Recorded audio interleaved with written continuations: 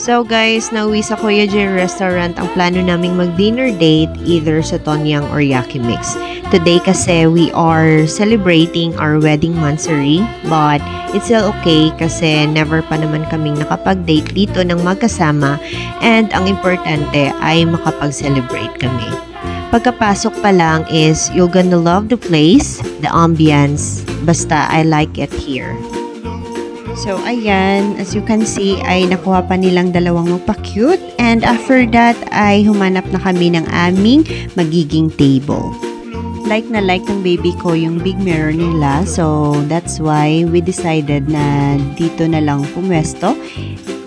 Dahil gutom na rin kami sa kakalakad at sa kakahabol sa aming anak, ay it's time na pumili na ng menu na aming o-orderin. So, as you can see, ay marami tayong pagpipilian sa kanilang menu book. So guys, sa pag-open pa lang ng kanilang menu or mga food na ino-offer nila, ay masasabi mo talagang deserve mong kumain ng masarap or hindi magiging sayang yung ibabayad mo. Sometimes, we need to pamper ourselves through food, and also masasabi din natin na kailangan nating lumabas or sa labas kumain para mabawasan yung stress natin sa buhay or kung ano yung stress mo sa buhay. And as you can see, ay nandito yung mga price list ng food ng Kuya J Restaurant. Upon scanning ay mas lalong nagutom ako. So, that's why hanap lang ng hanap kung ano yung magugustuhan. Kung ang hanap niyong lugar ay tahimik lang and you can enjoy your food, so I recommend Kuya J. It's time to order na kasi nakapili na kami ng aming food para sa aming hapunan. So, waiting na lang. So, ayan, mas lalo pa akong nagutom nung sinerve na yung pagkain namin. So, guys, we ordered crispy pata, then there's scallops dahil gusto yan ng husband ko. So, guys, hindi ka talaga magsisisi kapag nag-order ka ng crispy pata sa Kuya J Restaurant dahil sa appearance pa lang ay malalaman mo talagang crispy at masarap yung pagkaluto nila. My baby is really enjoying the food and makikita mo naman or makikita nyo naman sa expression niya na sobrang happy niya sa kanyang kinakain. So guys, tara na at tayo ay kumain! So guys, my husband and I really loves eating talaga sa labas. So, may okasyon man or sa wala, ay ginagawa namin to as bonding moment. Especially may baby na kami. So, ayun, nahawa na rin yung anak namin. So, minsan, nagre-request talaga siya ng pagkain. So, that's why when it comes to food, ay hindi talaga kami matipid.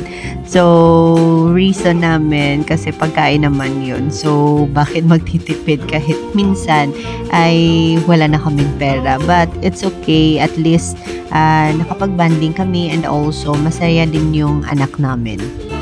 And take note lang po, hindi po kami mapera. Sadyang magastos lang talaga kami when it comes to food. We are doing this lang naman if may okasyon or yung may mga instances na unplanned na paglabas, like if nababagnot yung anak namin. So, ayun, we go to the park, then bili lang ng mga fish balls, hot dogs, tempura, or anything na nabibili sa gilid-gilid. What I am implying is, hindi importante na dapat mahal yung kakainan nyo or mahal yung pupuntahan nyo. So, the important thing is, magkasama kayo ng pamilya nyo at masaya kayo sa ginagawa nyo. Kahit pasimpleng food lang.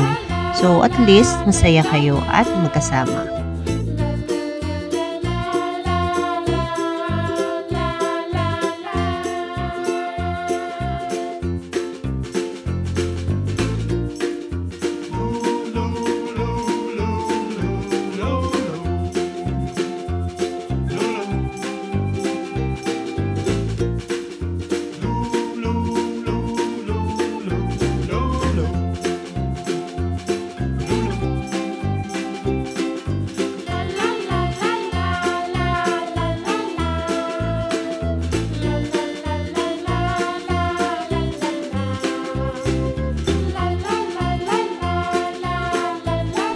hurda na pong mag-dinner and super duper like ko po yung food nila, especially yung scallops. So masasabi mo talagang masarap yung pagkakaluto at hindi ka magsisisi.